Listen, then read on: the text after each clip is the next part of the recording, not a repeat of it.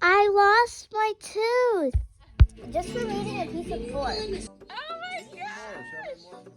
I mean, this one is supposed to, it does look more different than my other one because it's the bottom one and my other one was the top one. This is what I usually do whenever I lose a tooth. I brush it.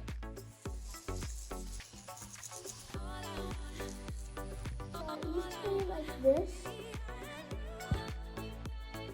So like that.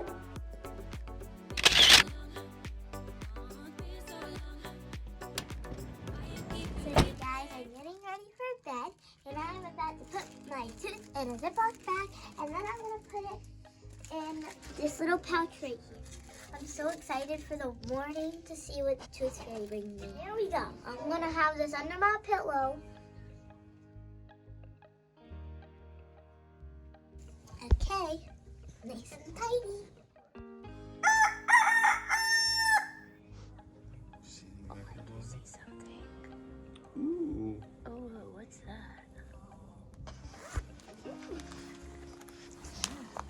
We got our cool tooth fairy. Remember, got shirts. Oh my gosh, it's a kitty.